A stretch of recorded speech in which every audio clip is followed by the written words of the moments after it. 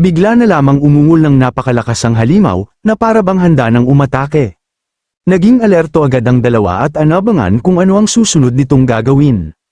Nakita nilang bigla nitong itinusok sa lupa ang mga galame na nagmumula sa ilong nito. Nang makita yon, nabahala si Alicia at naisip niyang kailangan nilang magmadali. Agad siyang nagcast ng isang magic circle upang atakihin ang halimaw sapagkat wala silang oras na aksayahin dito. Kaagad siyang nagpakawala ng isang fireball attack upang tapusin na ang kalaban. Ngunit sa sandaling yon, tila may ginagawa ang halimaw sa lupa habang naglalabas ito ng asul na enerhiya. Ilang sandali lamang, bigla na lang lumambat ang lupang kinatatayuan ni Alicia.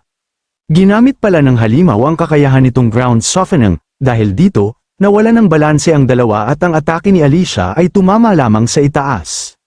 Habang nangyayari yun, sinamantala ng halimaw ang pagkakataon upang umatake gamit ang matutulis nitong kuko. Nang makita ito ni Alicia, napasigaw siya sa matinding pagkabahala. Buti na lamang at nagawa ni Rude na harangin ang pag-atake gamit ang kanyang espada, ngunit ramdam niya ang bigat ng atake ng halimaw. Nakakapit ang mga kuko nito sa espada habang ang paa naman nito ay nakatukod sa balikat ni Rude. Napamura siya sa inis dahil naging maputik ang lupa at hindi maayos makakapit ang kanyang mga paa. Agad namang kumilos si Alicia at tinawag ang kanyang espiritu na si Nomiya. Gamit ang kapangyarihan nito, gumawa siya ng isang malaking kamaong gawa sa lupa upang atakihin ang halimaw. Sa pagkakataong yun, wala ng oras ang dagang halimaw upang makaiwas kaya direktang tumama ang suntok sa mukha nito. Dahil sa lakas ng impact, napalipad ang halimaw palayo, agad namang nagpasalamat si Rude kay Alicia. Ginamit naman ni Rude ang kanyang kakayahan upang makita ang antas, status, at kakayahan ng halimaw. Nang makita nila ang impormasyon nito, hindi makapaniwala si Alicia na medyo matigas pala ang kanilang kalaban. Hindi na siya nagsayang pa ng oras at agad niyang ginamit ang kanyang finishing blow, nagpakawala siya ng isang napakalaking bolang apoy. Mabilis siyang lumipad patungo sa dagang halimaw, akala ni Alicia ay direktang tatama ito. At nagkaroon nga ng napakalakas na pagsabog sa lugar kung saan nakatayo ang kalaban. Dahil doon, mayabang na sinabi ni Alicia na siguradong bumaon na sa lupa ang halimaw, ngunit hindi sumang-ayon si Rude. Nang hamupa ang pagsabog, nakita nila ang isang malaking butas, doon napagtanto ni Rude na nakatakas ang halimaw sa pamamagitan ng pagsisid sa ilalim ng lupa, hindi naman makapaniwala si Alicia sa kanyang nakita. Tumulo ang malamig na pawis sa mukha ni Rude nang makaramdam siya ng pagyanig sa lupa. Agad niyang binalaan si Alicia na paparating na ito. Ilang sandali lamang, lumabas mula sa lupa ang matutulis na kuko ng halimaw sa mismong kinatatayuan nila, buti na lamang at mabilis silang nakaiwas. Pagkatapos noon, sunod-sunod na umatake ang dagang halimaw habang abala namang umiiwas ang dalawa. Napalingon si Alicia sa gilid nang may maramdaman siya kaya agad niyang binalaan si Rude. Bigla na lamang sumulpot ang halimaw sa likuran nito nang hindi siya handa. Dahil sa babala ni Alicia, mabilis na lumingon si Rude sa kanyang likuran, ngunit bahagya pa rin siyang nataman sa balikat. Upang hindi tuluyang mapuruhan, ginamit niya ang puwersa ng pag-atake upang makatalon palayo. Kalmadong pinagmasdan ng halimaw si Rude bago muli itong naghukay at nagtago sa ilalim ng lupa. Napamura naman sa inis si Rude nang muling mawala ang halimaw sa ilalim ng lupa. Hindi makapaniwala si Rude sa bilis ng dagang halimaw. Nagmungkahi naman si Alicia na kailangan nilang tamaan ito sa mismong sandaling lumabas ito mula sa lupa. Ilang sandali lamang, may lumitaw na maliit na bitak sa lupa sa likuran ng kasama nilang nilalang. Nang makita yun ni Rude, agad siyang naging alerto at ginamit ang kanyang kakayahang flash step. Sa mismong sandaling lumabas ang halimaw sa likuran ng nilalang, mabilis niya itong nataman at nasugatan bago pa nito may segowa ang pag-atake. Napasukan ng dugo ang halimaw at napaungol sa matinding sakit. Ngunit nagawa pa rin itong makatakas patungo sa ilalim ng lupa. Agad namang lumapit si Alicia at pinuri si Rude sa kanyang ginawa. Binanggit naman ni Rude na sigurado siyang malalim ang naging tama niya rito, ngunit nakatakas pa rin ito at muntik na sana niya itong mapatay. Lumapit sila sa butas at sinilip ito. Napatanong si Rude kung dapat ba nila itong habulin pababa, ngunit sinabi ni Alicia na malamang ay masyado yung mapanganib. Biglang tinawag ni Alicia si Rude at tinanong kung magagamit ba niya ang heat signature detection upang mahanap ang halimaw kahit nasa ilalim ito ng lupa. Agad namang sumang-ayon si Rude at nagpahayag na kailangan na nila itong tapusin. Ginamit ni Rude ang kanyang heat signature detection at sinuri ang ilalim ng lupa. Doon niya malinaw na nakita na hindi lamang iisang dagang halimaw ang naroon kundi napakarami nila. Dahil dito, napasigaw si Rude sa pagkabahala at agad niyang binalaan si Alicia, na labis ding nagulat. Ilang sandali lamang, sabay-sabay na lumabas mula sa ilalim ng lupa ang mga dagang halimaw upang tapusin ang dalawa. Naging alerto agad si Rude at naghanda ng pag-atake gamit ang kanyang kakayahang spin. Isang malakas na aipoy-po ng hangin ang umikot sa kanilang paligid at tumama sa mga umataking halimaw. Nang hamupa ang pag-atake ni Rude, napansin niyang ang mga halimaw ay kumikilos bilang isang pangkat mula pa sa simula habang muli silang tumatakas sa ilalim ng lupa. Napagtanto naman ni Alicia na ang halimaw na tumakas kanina ay inaakit lamang sila patungo sa isang bitag. Bigla namang napangiti si Alicia nang may maisip siya, binanggit niyang maaaring maging marahas ang kanyang gagawin, ngunit kailangan nilang tapusin ang lahat ng halimaw ng sabay-sabay. Pinaalalahanan siya ni Rude na nasa ilalim ng lupa ang mga kalaban at tinanong kung paano niya ito gagawin. Tumingin si Alicia sa kanya nang may kumpiyansa habang inilalabas ang kapangyarihan ng kanyang espiritu, tulad ng sinabi niya, magiging marahas ang kanyang susunod na hakbang. Pagkatapos, binalaan niya si Rude na lumayo sila sa butas kasama ang golem. Nagulat naman si Rude ngunit sinabi ni Alicia na siya na ang bahala sa mga halimaw. Naglabas si Alicia ng matinding aura mula sa kanyang katawan kasabay ng paglitaw ng isang napakalaking magic circle sa kanyang kamay. Binanggit niyang hindi na siya magmiminti sa pagkakataong ito.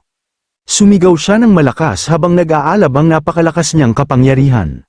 Buong lakas niyang pinakawalan ang pag-atake sa mga butas na ginawa ng mga halimaw, at mula roon ay sumabog ang naglalagablab na apoy. Dahil sa pag-ataking yun, napilitan ang mga dagang halimaw na lumabas mula sa ilalim ng lupa habang napaungol sa matinding init ng apoy. Napangiti naman si Rude habang pinagmamasdan ang nangyayari. Kasama ang kanyang espiritu, ngumiti si Alicia nang may kumpiyansa sapagkat, tulad ng sinabi niya, wala siyang oras upang makipaglaro sa kanila. Nang hamupa ang matinding pag-atake ni Alicia, napabuntong hininga siya habang nakatayo sa gitna ng mga natalong halimaw na daga, patuloy pa ring umaapoy ang mga butas sa ilalim ng lupa. Dahil sa tagumpay na yun, masayang lumapit si Rude at binati si Alicia sa kanyang nagawa. Masaya namang nagpasalamat si Alicia habang ginagamit ni Rude ang kanyang kakayahan upang mapawalang bisa ang miasma. Napatingin si Rude sa halimaw, kaya ipinaliwanag ni Alicia na para sa isang halimaw na ganoon kalakas, kakaibang bagay ang paglitaw nito sa mas mababang palapag, patunay yun na may mali sa labirinto. Matapos ang matinding laban, nagmamadaling umalis ang dalawa habang tahimik silang pinagmamasdan ng golem, masayang naghawak kamay na nagpatuloy naglakad sa ilalim ng labirinto. Sa kabilang dako, tahimik din silang pinagmamasdan ng pinuno ng mga elf na si Alpine gamit ang golem na kanilang kasama. Samantala, patuloy na naglalakad sina Alicia at Rude kasama ang golem pailalim ng labirinto. Bigla na lamang tumawa si Alicia kaya napatanong si Rude kung ano ang nangyari. Masaya namang ipinaliwanag ni Alicia na naalala niya lamang ang mga panahong dati silang pumupunta ni Alpine sa labirintong yun habang magkahawak kamay. Binanggit naman ni Rude na mukhang totoong magkaibigan na silang dalawa noong bata pa sila. Sumang-ayon si Alicia at sinabing dati silang laging magkasamang naglalaro. Ikinwento ni Alicia na noong bata pa sila, minsan silang pumasok ni Alpine sa labirinto habang magkahawak ang kamay. Napatingin noon si Alpine sa paligid ng may pag-aalinlangan kung ayos lang bang silang dalawa lamang ang naroon. Buong kumpiyansang sumagot si Alicia na ayos lang yun dahil walang laban sa kanila ang mga halimaw sa mababang palapag. Matapang niyang sinabi na siya na ang bahala sa lahat at poprotektahan niya si Alpine kahit ano pa man ang mangyari, ngunit nag-alinlangan si Alpine dahil siguradong magagalit ng husto ang kanyang ama kapag nalaman yun. Biglang napahinto si Alpine nang may makita siya sa unahan. Kalmado namang sinabi ni Alicia na isa lamang iyong halimaw. Umuungol ang halimaw habang naghahandang umatake. Takot namang tinanong ni Alpine kung ayos lang ba ito, ngunit buong tatag na sinabi ni Alicia na siya na ang bahala roon. Agad niyang tinawag ang kanyang espiritong si Sylphid. Agresibong tumalon ng halimaw upang atakihin sila, ngunit naging alerto agad si Alicia. Gamit ang kanyang tungkod, nagpakawala siya ng kapangyarihan ng hangin mula sa isang magic circle at malakas na ipinalipad ang halimaw. Dahil sa lakas ng impact, bumagsak ito sa sahig ng lupa habang namamanghang pinagmamasdan ni Alpine ang ginawa ni Alicia. Gaya nga ng inaasahan sa isang mataas na ranggong espiritu tulad ni Sylphid, labis siyang humanga rito. Natuwa naman si Alicia sa kanyang reaksyon. Naputol ang kanilang kasiyahan nang makita ni Alpine na mabilis na tumayo muli ang halimaw. Agad siyang kumuha ng isang bagay mula sa kanyang bag at sinabing ito na ang kanyang pagkakataon. Mula sa kanyang bag, inilabas niya ang isang halimaw na kontrolado ng kanyang kakayahan bilang monster tamer. Ginamit niya ang halimaw na yun upang atakihin ang kalaban. Nang makita yun, tumulo ang malamig na pawis sa mukha ng halimaw dahil sa matinding pagkabahala at takot sa paparating na pag-atake. Naging masaya ang dalawa nang tuluyan ng mapabagsak ni Alpine ang halimaw. Masaya silang nag-high five dahil nagawa nilang talunin ang halimaw ng magkasama. Napatingin si Alpine kay Alicia nang masaya nitong itanong kung gusto ba niyang maging adventurer kasama siya at makita ang mundo sa labas. Nang marinig yun, kumislap ang mga mata ni Alpine sa excitement na makita ang mundo sa labas ng kanilang nayon. Masaya namang sinabi ni Alicia na napakaraming masasayang bagay sa labas ng mundo. Ngunit nag-alinlangan si Alpine dahil ayon sa kanyang ama, puno raw ng panganib ang mundo sa labas kaya hindi sila dapat umalis ng nayon. Pilit naman siyang kinumbinsi ni Alicia na kung magkasama silang dalawa, kakayanin nila ang kahit ano. Dahil dito, masaya silang nagpatuloy sa pagpasok sa labirinto. Matapang pang sinabi ni Alicia na maliit na bagay lamang ang panganib doon, bagay na sinang-ayunan naman ni Alpine, hindi alintana ang halimaw na sumusunod na pala sa kanilang likuran. Habang sinasabi ni Alicia na poprotektahan niya si Alpine, bigla na lamang umatake mula sa kanilang likuran ang isang halimaw na may mapupulang mata. Napalingon ng dalawa nang may matinding pagkabahala nang makita ang halimaw sa kanilang harapan. Buti na lamang at mabilis na nakaryak si Alicia kaya nagawa niyang mailigtas ang sarili at si Alpine mula sa malakas na hampas ng halimaw. Bumagsak silang dalawa sa lupa, labis ang pagkabahala ni Alpine, ngunit sinabi ni Alicia na ayos lang siya at gasgas lamang ang kanyang natamo. Matapang na hinarap ni Alicia ang malaking halimaw, kahit bakas sa kanyang mukha ang matinding kaba. Hindi siya umurong, gamit ang kanyang kakayahang wind blade, agad niyang inatake ang halimaw nang walang pag-aalinlangan. Ngunit sa kasamaang palad, gumamit ang halimaw ng isang kapangyarihan upang balutin ang sariling katawan.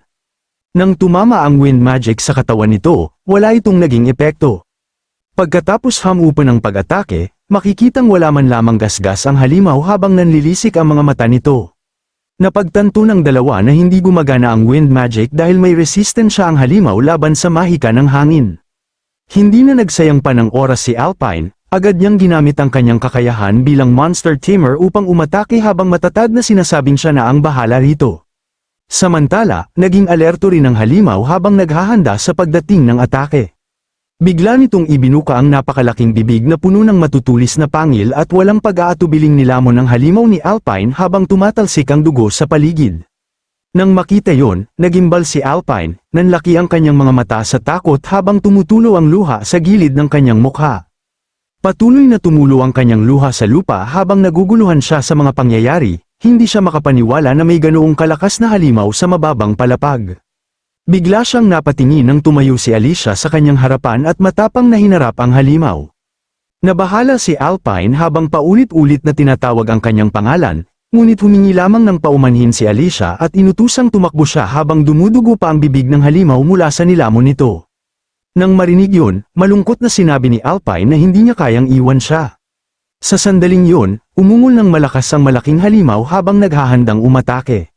Ginamit ng halimaw ang napakalaking bibig nito upang sakmalin si Alicia, ngunit agad niya itong hinarangan gamit ang kanyang pananggalang. Agad niyang sinabi kay Alpine na napipigilan niya ang halimaw kaya kailangan itong humingi ng tulong sa labas. Kahit nag-aalinlangan, napapikit na lamang si Alpine sa matinding pagkabahala habang paulit-ulit siyang pinapalayas ni Alicia at pinagmamadali. Habang matapang na sinasabihan ni Alicia ang halimaw na hindi ito makakalampas sa kanya, nagmamadaling umalis si Alpine upang humingi ng tulong. Ilang sandali lamang, nabasag ng halimaw ang pananggalang ni Alicia at nagkalasog-lasog ito sa pira-piraso. Sa kabila nito, matapang pa ring hinarap ni Alicia ang halimaw kahit labis na ang kanyang kaba.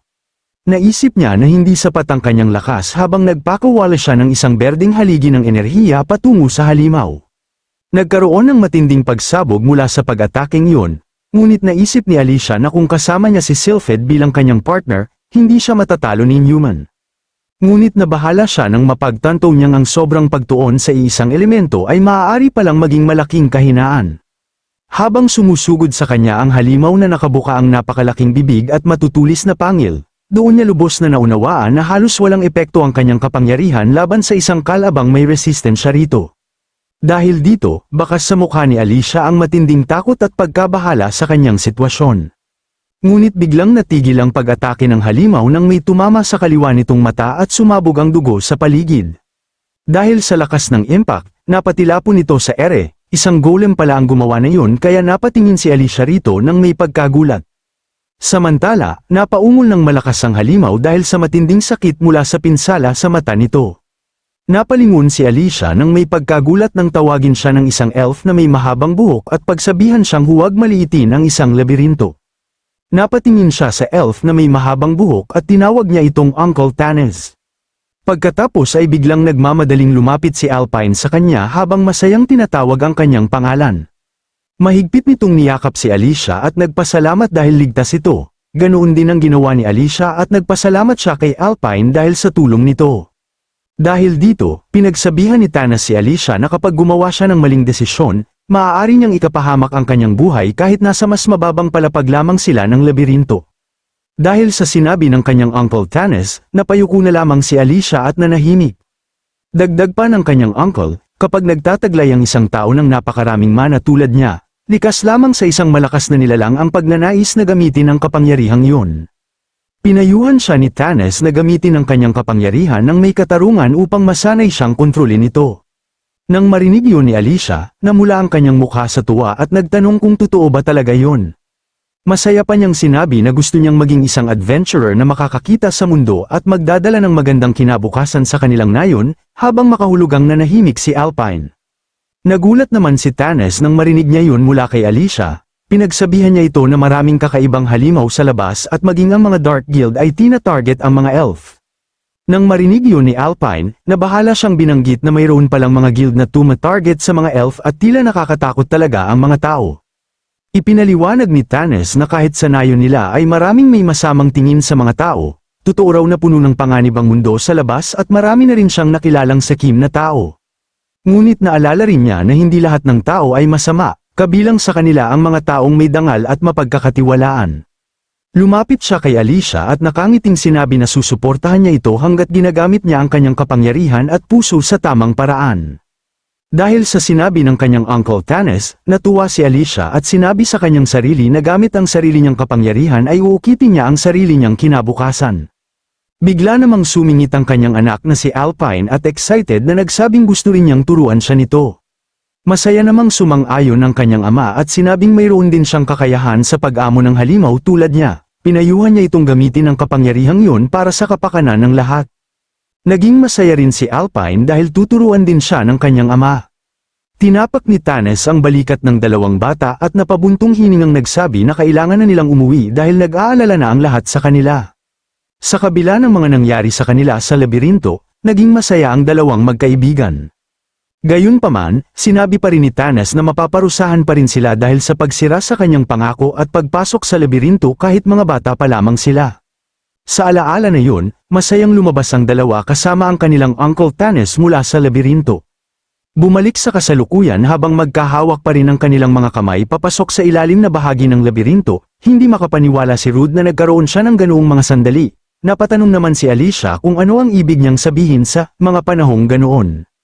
Ipinaliwanag ni Rude na naisip lamang niya noon na ipinanganak siyang pinakamalakas. Nakatingin naman si Alicia sa kanya at sinabing hindi yun totoo. Para raw siya sa kanyang guro, kung anuman siya ngayon ay dahil yun sa pagsasanay ni Uncle Tanes, bigla siyang nalungkot nang maalala niyang dinukot ng isang Dark Guild si Uncle Tanes nung inatake ang Greenoth. Nang marinig yun, natahimik sandali si Rude, pagkatapos ay tinawag niya si Alicia at tinanong kung ano ang tingin niya sa mga tao, dahilan upang mabigla siya sa tanong. Pagkatapos ay tumingala siya sa itaas at sinabing may mabubuti at masasamang tao, katulad din yun sa mga elf at hindi lamang sa mga tao.